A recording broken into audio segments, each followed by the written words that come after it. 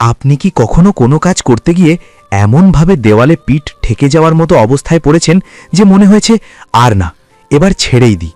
মনে হয়েছে এই পুরো পৃথিবীটা যেন আপনার বিরুদ্ধে ষড়যন্ত্র করছে? বিশ্বাস করুন, আপনি একা নন। আমাদের সবার জীবনেই এমন একটা মুহূর্ত আসে যখন নিজের স্বপ্নের চেয়ে পরিস্থিতিকে অনেক বেশি শক্তিশালী মনে হয়।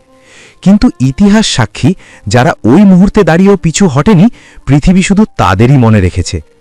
আজকের গল্পটা এমন একজন মানুষের, যে প্রমাণ করে দিয়েছে যে মেধা বা টাকা নয়, মানুষের সবচেয়ে বড় শক্তি হল তার হাল না ছাড়ার মানসিকতা। এই গল্পটা শোনার পর আপনার হার মানার সংজ্ঞাটাই বদলে যাবে। গল্পটা শুরু করি একটু পেছন থেকে। আমাদের গল্পের নায়ক নামটা ধরুন আকাশ। আকাশ ছিল মফস্বল শহরের এক সাধারণ ছেলে। বাবার ছোট একটা মুদি দোকান ছিল, আর মা সেলাইয়ের কাজ করতেন। ছোটবেলা থেকেই আকাশের চোখে ছিল বড় হওয়ার স্বপ্ন। তবে সেই স্বপ্নটা কোনো সরকারি চাকরি বা ডাক্তার ইঞ্জিনিয়ার হওয়ার ছিল না। আকাশ স্বপ্ন দেখত সে একজন বড় উদ্যোক্তা হবে, নিজের একটা ব্র্যান্ড তৈরি করবে। সবাই যখন স্কুলের টিফিনের পয়সা জমিয়ে ক্রিকেট ব্যাট কিনত, আকাশ তখন সেই পয়সা জমিয়ে ব্যবসার বই কিনত। তার বন্ধুরা তাকে নিয়ে হাসাহাসি করত, বলতো মুদি দোকানদারের ছেলে আবার বিজনেস টাইকুন হবে, গাছে কাঁঠাল গোঁফে তেল। কিন্তু আকাশ এসব কথায় কান দিত না। তার বিশ্বাস ছিল জন্ম পরিচয় দিয়ে মানুষের ভবিষ্যৎ নির্ধারিত হয় না। কলেজ শেষ করার পর আকাশ তার জমানো কিছু টাকা আর বাবার কাছ থেকে ধার নেওয়া কিছু পুঁজি দিয়ে একটা ছোট কাপড়ের ব্যবসা শুরু করল। তার ডিজাইন সেন্স ভালো ছিল, তাই সে ভেবেছিল খুব সহজেই সে মার্কেটে জায়গা করে নেবে। প্রথম প্রথম তার উৎসাহের কোনো কমতি ছিল না। সে রাত দিন এক করে খাটত, নিজেই ডিজাইন করত, নিজেই কাঁচামাল কিনত, আবার নিজেই ডেলিভারি দিত। কিন্তু বাস্তবতা স্বপ্নের চেয়ে অনেক বেশি কঠিন। মাস ছয়েকের মধ্যেই সে বুঝতে পারল শুধু ভালো পণ্য থাকলেই ব্যবসা হয় না। মার্কেটে বড় বড় রাঘব বোয়ালরা বসে আছে, যারা তাকে দাঁড়াতেই দিচ্ছিল না। তার পেমেন্ট আটকে যেতে লাগল, সাপ্লায়াররা মাল দেওয়া বন্ধ করে দিল। 1 বছরের মাথায় তার সেই স্বপ্নের ব্যবসাটা বন্ধ করে দিতে হলো। দেনার দায়ে তাকে নিজের ল্যাপটপটা পর্যন্ত বিক্রি করে দিতে হলো। আকাশের বাবা তাকে বললেন, বাবা, অনেক হয়েছে, এবার এসব পাগলামি ছাড়, দোকানের গদিতে বস, অন্তত দুমুঠো ভাত তো জুটবে। আকাশ সেদিন বাবার চোখের দিকে তাকাতে পারেনি। সে শুধু মাথা নিচু করে বলেছিল, বাবা, আমাকে আর একটা সুযোগ দাও। আকাশ আবার শুরু করল। এবার সে চেষ্টা করল ফাস্ট ফুডের ব্যবসায়, কিন্তু সেখানেও বিধিবাম। পার্টনারের ধোঁকা আর ভুল লোকেশনের কারণে সেই ব্যবসাটাও লাট্টে উঠল। এবার ঋণের বোঝা আরও বাড়ল। পাড়া প্রতিবেশীরা এখন আর আড়ালে নয়, সামনাসামনেই তাকে নিয়ে টিটকারি মারে। কেউ বলে বাপের টাকা ওড়ানোর মেশিন, কেউ বলে অপদার্থ। এই সময়টাতে আকাশ মানসিকভাবে ভীষণ ভেঙে পড়েছিল। সে নিজেকে ঘরবন্দি করে ফেলল। দিনের পর দিন সে ঘরের সিলিং ফ্যানের দিকে তাকিয়ে শুয়ে থাকত। তার মনে হতো ঈশ্বর হয়তো তার কপালে সাফল্য জিনিসটাই রাখেননি। সে ভাবত, কেন আমি অন্যদের মতো সাধারণ জীবন বেছে নিলাম না? কেন আমি স্বপ্ন দেখতে গেলাম? আপনারা অনেকেই হয়তো ইউটিউবে জীবনে সফল হওয়ার উপায় খোঁজেন, মোটিভেশনাল স্পিকারদের কথা শোনেন, কিন্তু সত্যিটা হলো, যতক্ষণ না আপনি নিজে ওই আগুনের মধ্যে দিয়ে যাচ্ছেন, ততক্ষণ কোনো মোটিভেশনই কাজে লাগে না। আকাশের তখন ঠিক সেই অবস্থা। তার মনে হচ্ছিল সে একটা অন্ধকার সুড়ঙ্গের মধ্যে আটকা পড়ে আছে, যার কোনো শেষ নেই। এমনই এক রাতে যখন আকাশ তার পুরনো ডায়েরিগুলো ঘাঁটছিল, তখন তার চোখে পড়ল তার ছোটবেলার একটা লেখার ওপর। সেখানে সে লিখেছিল, আমি আকাশ, একদিন এই আকাশ ছোব। লেখাটা পড়ে তার চোখের জল আর বাঁধ মানল না। সে ভাবল, আমি কি আসলেই হেরে যাব? আমি কি আসলেই প্রমাণ করে দেব যে ওই নিন্দুকরাই ঠিক ছিল? না, আকাশ সিদ্ধান্ত নিল সে আর একবার চেষ্টা করবে, শেষবারের মতো। এবার সে কোনো টাকা দিয়ে নয়, শুরু করল নিজের স্কিল দিয়ে। সে দেখল গত কয়েক বছরে ব্যর্থ হতে হতে সে একটা জিনিস খুব ভালো শিখেছে, সেটা হলো ডিজিটাল মার্কেটিং। সে জানত কিভাবে পণ্য বিক্রি করতে হয়। যদিও তার নিজের পণ্য বিক্রি হয়নি, কিন্তু সে কৌশলগুলো জানত। সে ফ্রিল্যান্সিং শুরু করল। শুরুতে কাজ পাওয়া ছিল আকাশের চাঁদ হাতে পাওয়ার মতো কঠিন। দিনের পর দিন বিড করে গেছে, কিন্তু কোনো রেসপন্স নেই।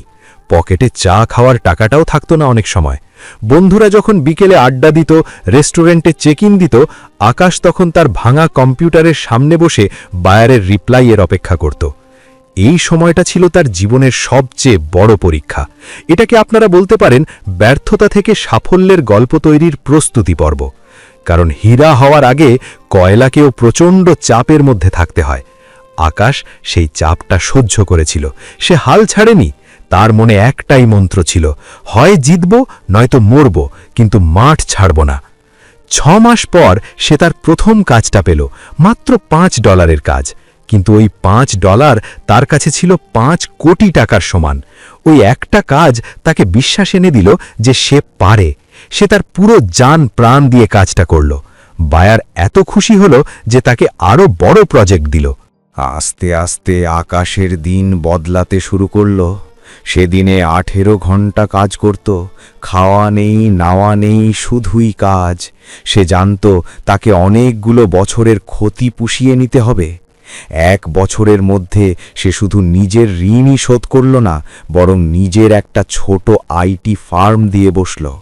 যে মানুষগুলো তাকে দেখে মুখ ফিরিয়ে নিত, তারা এখন তার অফিসে এসে চাকরির জন্য সিভি জমা দেয়। যে বাবা তাকে মুদি দোকানে বসতে বলেছিলেন, তিনি এখন গর্ব করে সবাইকে বলেন, আমার ছেলের কোম্পানি আছে। তবে গল্পটা কিন্তু এখানেই শেষ নয়। আকাশের সাফল্যের আসল রহস্যটা কি জানেন? একদিন এক ইন্টারভিউতে তাকে জিজ্ঞেস করা হয়েছিল, আপনার এই সাফল্যের পেছনে মূল মন্ত্রটা কি? আকাশ হেসে বলেছিল, আমি যখন ব্যবসা লস করেছিলাম, যখন পার্টনার টাকা মেরে দিয়েছিল, তখন আমি চাইলেই হাল ছেড়ে দিয়ে সাধারণ একটা চাকরি নিতে পারতাম, কিন্তু আমি সেটা নিইনি। আমি জানতাম হাল ছেড়ে দেওয়া খুব সহজ, কিন্তু হাল ধরে রাখাটাই আসল পুরুষের কাজ। দেখুন, আমাদের সমস্যাটা কি জানেন? আমরা খুব দ্রুত ফলাফল চাই। আমরা একটা গাছ লাগিয়েই পরের দিন ফল খেতে চাই, কিন্তু একটা বট গাছ হতে যে কত বছর সময় লাগে, কত ঝড় বৃষ্টি সহ্য করতে হয়, সেটা আমরা ভুলে যাই। কখনো হাল ছেড়ো না, এই কথাটা বলা সহজ, কিন্তু করা খুব কঠিন। আকাশ সেটা করে দেখিয়েছে।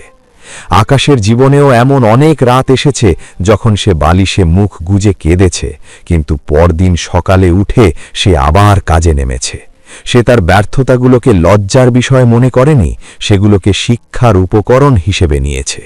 প্রথম ব্যবসায় সে শিখেছিল সাপ্লাই চেইন ম্যানেজমেন্ট, দ্বিতীয় ব্যবসায় শিখেছিল পার্টনারশিপের নিয়ম, আর ফ্রিল্যান্সিং করতে গিয়ে শিখেছিল ধৈর্যের গুরুত্ব। এই সব শিক্ষা মিলিয়েই আজ সে সফল। আজ আকাশের কোম্পানির টার্নওভার কয়েক কোটি টাকা। সে এখন BMW চালায়, বিদেশে ভ্যাকেশনে যায়, কিন্তু সে তার শেকড় ভোলেনি। সে আজও নতুন উদ্যোক্তাদের সাহায্য করে, যারা তার মতো বাধার মুখে পড়েছে।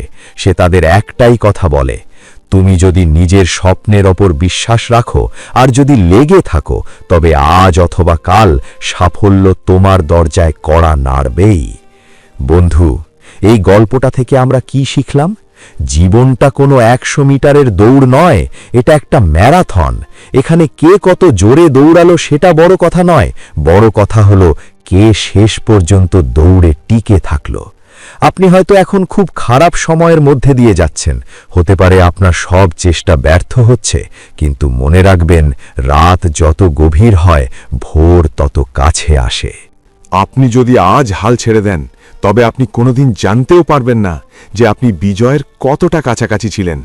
হয়তো আর একটা কোপ দিলেই মাটি খুঁড়ে হিরে বেরিয়ে আসত, কিন্তু তার আগেই আপনি কোদাল ফেলে দিলেন। তাই দোহাই লাগে, নিজেকে দুর্বল ভাববেন না। আপনার ভেতরের শক্তিটা অসীম, শুধু দরকার একটু ধৈর্য আর অদম্য জেদ। আকাশ যদি শূন্য থেকে শিখরে উঠতে পারে, তবে আপনি কেন পারবেন না? আপনার মধ্যেও সেই একই সম্ভাবনা আছে। শুধু নিজের ওপর বিশ্বাস রাখুন আর কাজ করে যান। কে কি বলল তাতে কান দেবেন না, কারণ দিন শেষে মানুষ আপনার স্ট্রাগল দেখবে না, দেখবে আপনার সাফল্য। আর সেই সাফল্য ছিনিয়ে আনার দায়িত্ব শুধু আপনার। তাই আজ এই ভিডিওটা দেখার পর নিজেকে একটা প্রমিস করুন, পরিস্থিতি যত খারাপই হোক, ঝড় যত তীব্রই হোক, আমি হাল ছাড়ব না। আমি লড়ে যাব শেষ নিঃশ্বাস পর্যন্ত। কারণ আমি জানি, হাল ছাড়া মানুষ কখনো বড় হতে পারে না, আর যারা বড় হয় তারা কখনো হাল ছাড়ে না। এই গল্পটা যদি আপনার নিভে যাওয়া আত্মবিশ্বাসকে একটু হলেও জ্বালিয়ে দিয়ে থাকে, যদি মনে হয় যে না, আমিও পারবো।